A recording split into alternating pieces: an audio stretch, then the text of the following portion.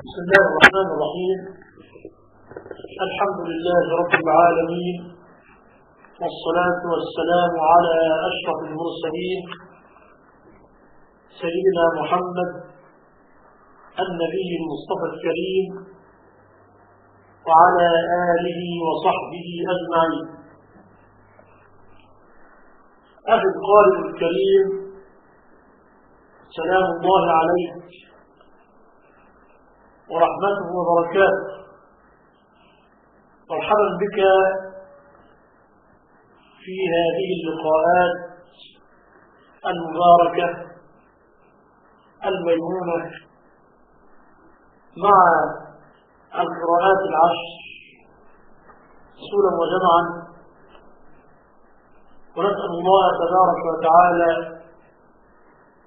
أن يجعلنا من أهل القرآن في الدنيا والآخرة، وأن يثبته في قلوبنا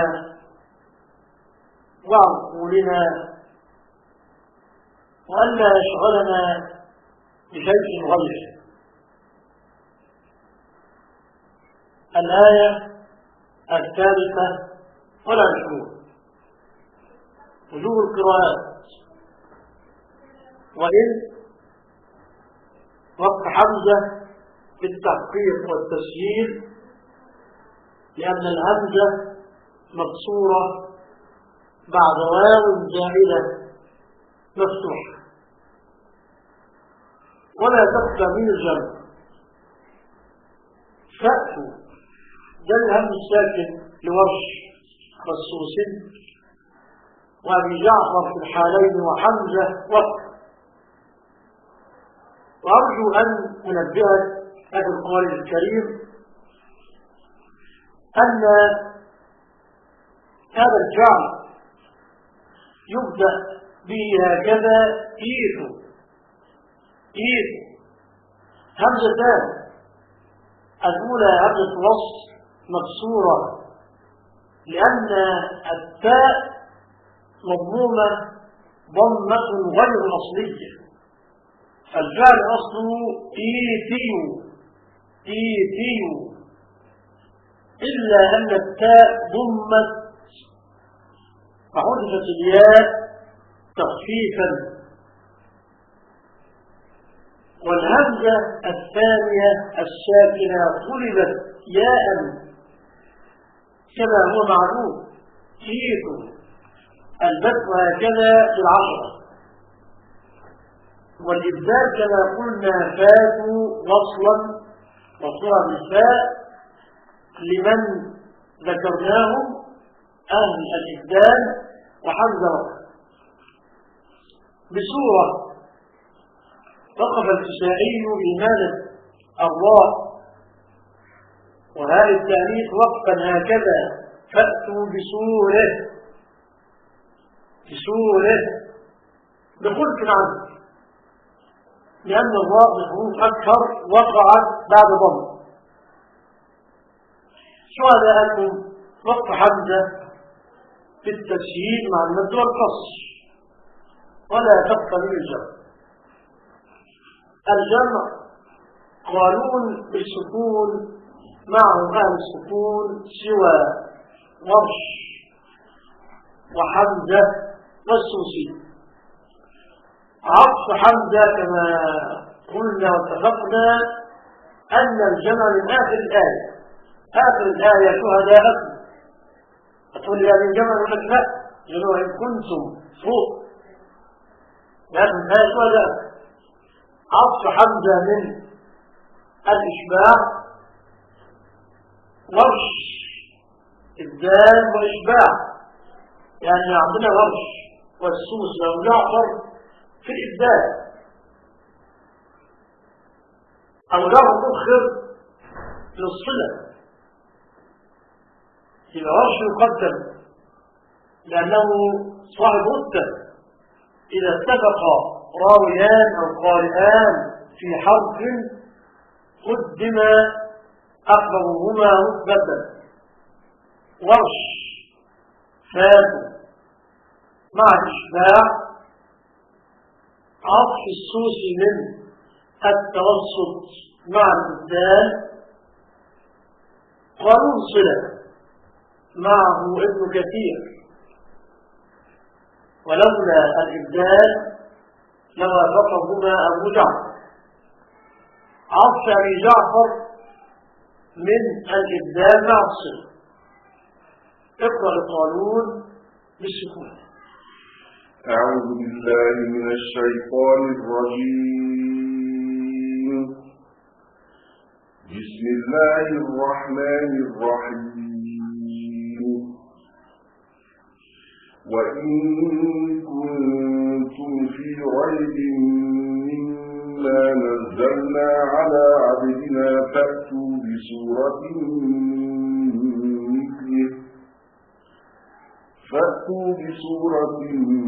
من مثله وادعوا شهداءكم من دون الله إن كنتم صادقين. اقرأ الحمزة بالإشباع. وإن كنتم في ريب مما نزلنا على عبدنا فأتوا بسورة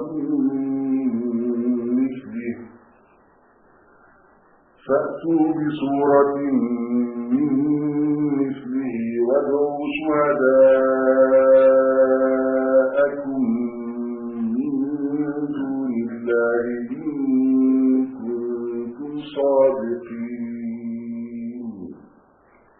اقرأ الورش بالإبدال مع الإشباع. وإن كنتم في ريب مما نزلنا على عبدنا فأتوا بسورة من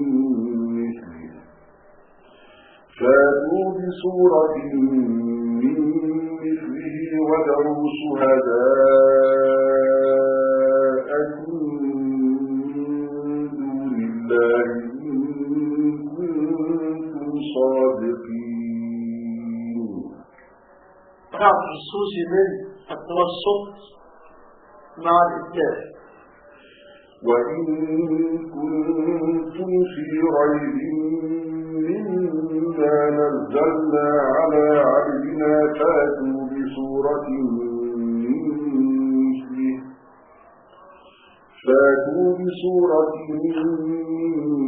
مثله وادعوا شهداءكم من دون الله إن كنتم صادقين.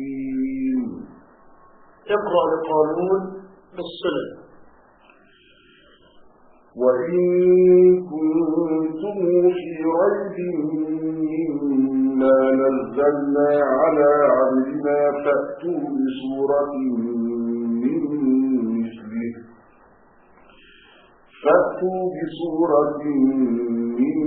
مثله وادعوا شهداءكم من دون الله إن كنتم صادقين. معه ابن كثير. أفضل جعفر بن فاتوا مع الصلة. وإن كنتم في ريب مما نزلنا على عبدنا فأتوا بسورة من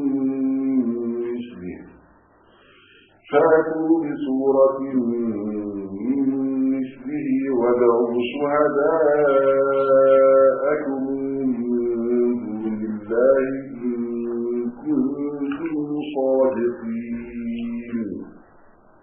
الآية 24. فإن لم تفعل. هنا كلمة إن مقطوعة عن لم رسما، واعلم أن إن لم توصل بلم في موضع واحد فقط. نقول فإن لم يستجيبوا لك،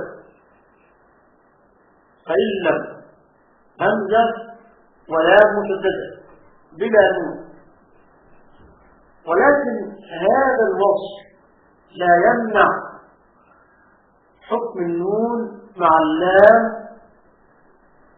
أنه إضراب بغير غنة، لأن القاعدة أن القراءة والتجويد والقراءات تؤخذ بالأرض لا بالرجل. الرجل يعني هذا أمر خاص بالوقت، كيف أقف على إن المقطوعة إن الموصولة إلا، لكن هذا لا يخرج الحكم عن النون. إذن وقف حمزة على فإن لا فإلا، من وقف التسهيل لحمزة على فإن لم هذا لحن خفي خارج عن القاعدة، لكن تسهيل حمزة وتحقيقه على فإن، لأن الهمزة مكسورة بعد تاء مفتوحة زائدة، ولا إمالة ولا تقليل في ألف النار في فتح الراء بعدها، ولا إمالة في نور أبي عمرو في ألف الناس لرفعها وقودها الناس، الإمالة في المجرور. والحجارة وقت الكساء فأتوا بسورة، وجهان الفتح والإمالة، لأن حراء الحروف أكثر وقع بعد فتح، والحجارة والحجارة والفتح أول، الفتح أفضل. ومال أبو عمرو ونور الكسائي والريت ألف الكافرين وعدت للكافرين، وقللها ورش بلا خلاف. الجمع قانون يوافقه الجميع سوى ورش وأبي عمرو ونور الكسائي والولس. فكما قلنا ونقول دائما أنه إذا اتفق راويان أو قارئان أو أكثر في حرف نأتي بأقربهم رتبة. معنى ورش وأبو عمرو ونور الكسائي والليث نقدم من؟ نقدم ورش عطف ورش من التقليد وعندك الكافرين التقليد هكذا، يعني الألف أقرب. عطف أبي عمرو من الإمالة الكافرين من الياء أقرب، ومعه دوري الجزائي والوز. اقرأ القول. فإن لم تفعلوا ولن تفعلوا فاتقوا النار التي وقودها الناس والحجارة أعدت للكافرين. يوافقه الجميع سوى ورش وأبي عمرو ونور الكسائي والولس. اقرأ لورش التقليد. فإن لم تفعلوا ولن تفعلوا فاتقوا النار التي وقودها الناس والحجارة أعدت للكافرين. تقرأ أبي عمرو بالإمام. فإن لم تفعلوا ولن تفعلوا فاتقوا النار التي وقودها الناس والحجارة أعدت للكافرين. يوافقه دوري الجزائي والوز. الآية الخامسة والعشرون. وبشر الذين آمنوا وعملوا الصالحات ذو السؤال آمنوا بدل وأنبه، وكما قلنا في أصول العشرة أن ورشا له في البدل 3 طرق لا أمر. فقلنا أن الطريق ما أخذ عن الراوي وإن نزل، أما الوجه أو الأوجه ما تؤخذ عن الإمام أو ما كانت للإمام. يعني كما نعلم أن قانون له في الجمع وجهان، السكون والصلة، وأن القراء 10 لهم في المد العارض أوجه 3: القصر والتوسط والإشباع، هذه أوجه. أما هنا نقول لورش طرق 3، لأن الإمام الشاطبي لما تكلم وكما قلنا في أصول 10 قال: وما بعد همز ثابت أو مغير فقصر. أعطانا معلومة أو نقطة علمية أن البدل نوعان: ثابت ومغير. فالثابت ما كان على أصله كالتي معنى الآن همزة التي معنى آمن لم تتغير، والمغير ما تغير بنقل أو إبدال أو تسهيل بنقل وبالآخرة مغير النقل. إبدال لو كان هؤلاء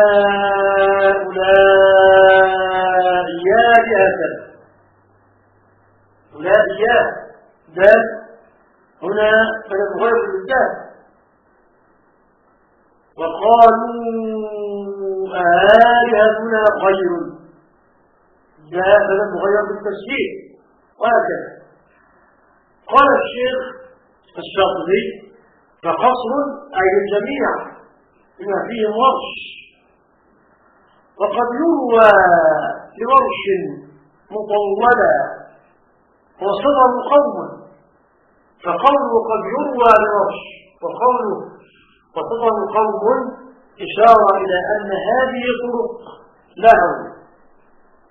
ورش له في البدل القصر وتصل الإشباع، وإن كان شيخنا الحصري مولانا رضي الله عنه يقرأ بالتوسط، لأن الشيخ الحصري أخذ التوسط رضي الله عنه لأن التوسط أمر وسط، ونحن كنا لا ندري هذا إلا بعد أن سمعناه، وكنا نقرأ بأي وجه أو بأي طريق، لكنه أخذ التوسط توسط الطرق يعني توسطها. فبورش الأول أن الطرق الثلاثة ولا تخفى هم الجمع، والنقل والسكت على الموصول. وقسوا لحمل رفضا وجان التحقيق والتسهيل، ضم الهمزة بعد فتح زائد الواو باء، ولا يفعل منفصل.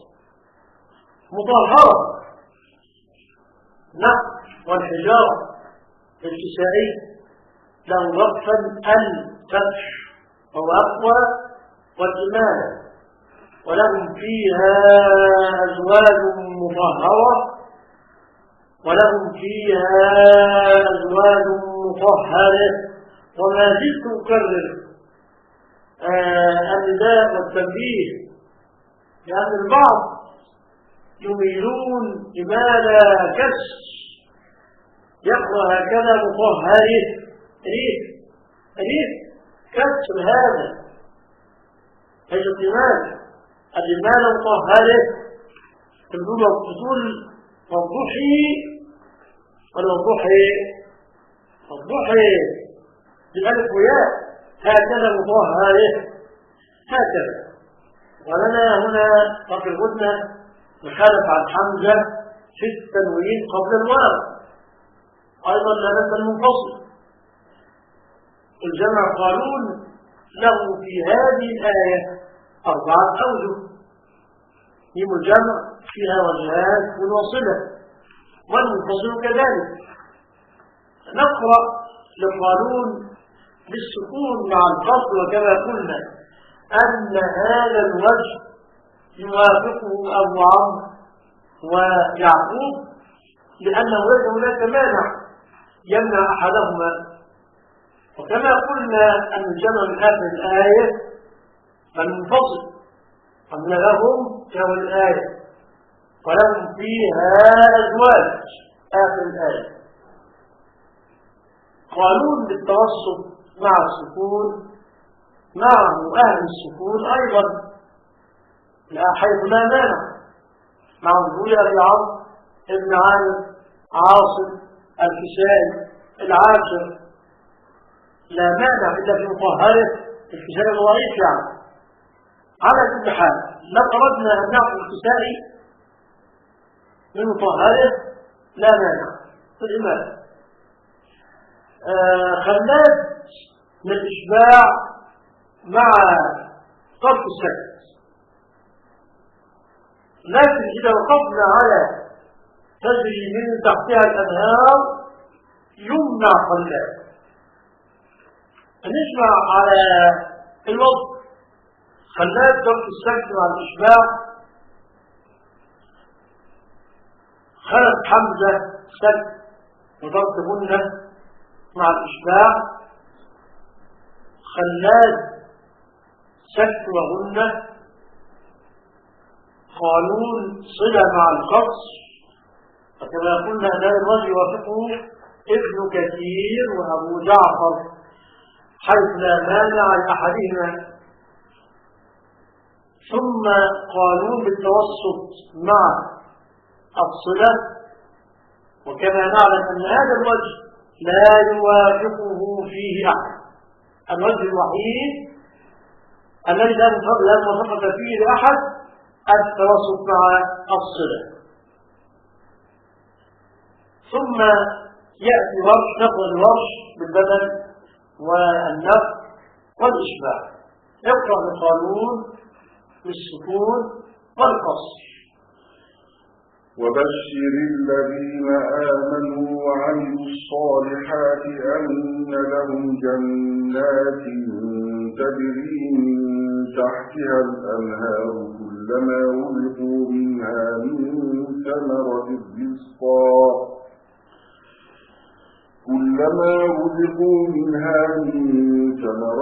رزقا قالوا هذا الذي رزقنا من قبل وأتوا به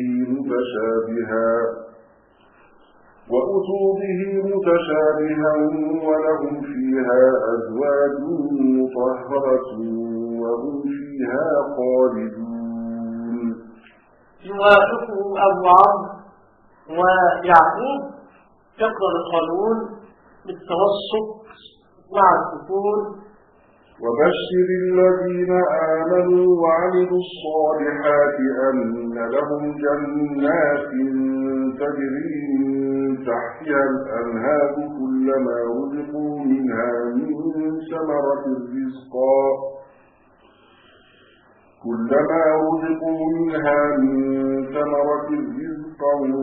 قالوا هذا الذي رزقنا من قبل وأتوا به متشابها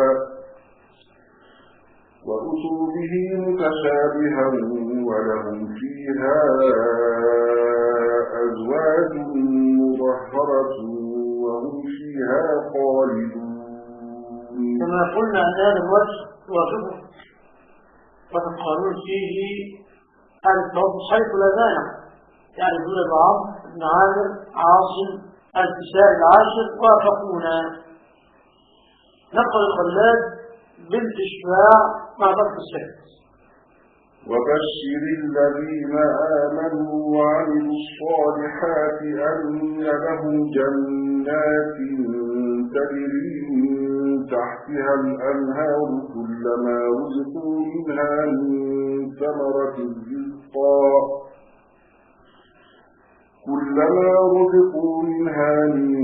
ثمرة رزقا قالوا هذا الذي رزقنا من قبل وأتوا به متشابها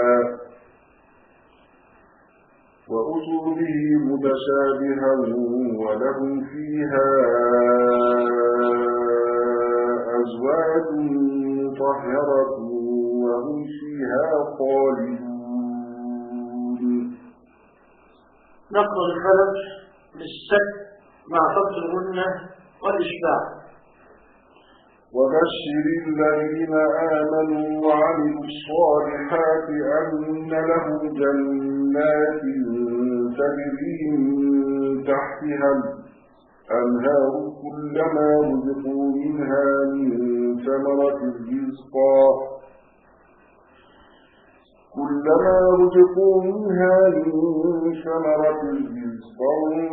قالوا هذا الذي رزقنا من قبل وأتوا به متشابها ولهم فيها أزواج مطهرة وهم فيها خالدون. نقل الخلال للسك مع الغنة والإشباع. وبشر الذين آمنوا وعملوا الصالحات أن لهم جنات تجري من تحتها الأنهار كلما رزقوا منها من ثمرة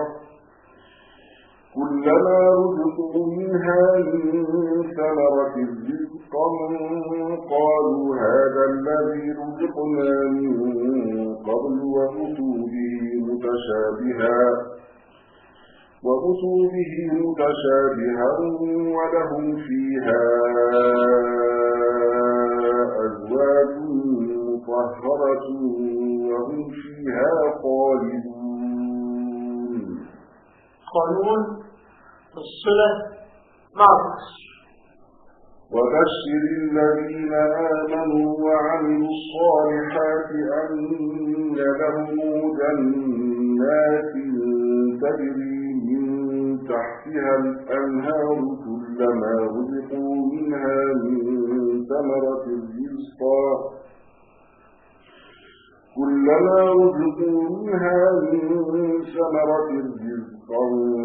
قالوا هذا الذي رزقنا من قبل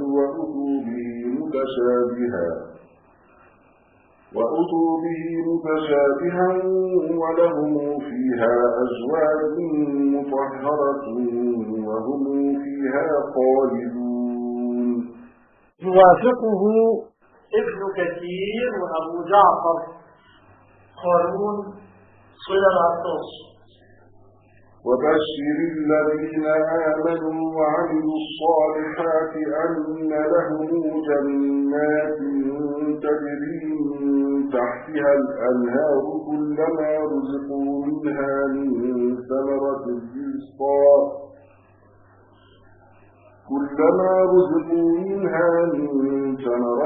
رزقا قالوا هذا الذي رزقنا من قبل وأتوا به متشابها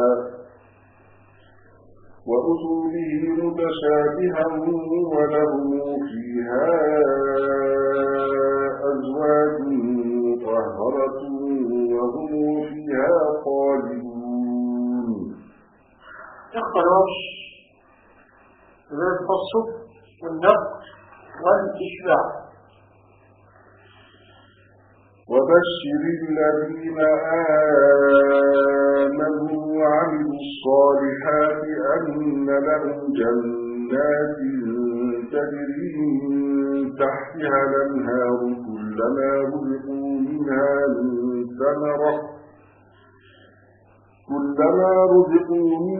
من ثمرة رزقا قالوا هذا الذي رزقنا من قبل وأتوا به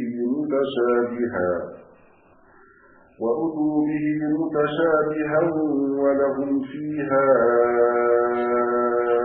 أزواج مطهرة وهم فيها خالدون.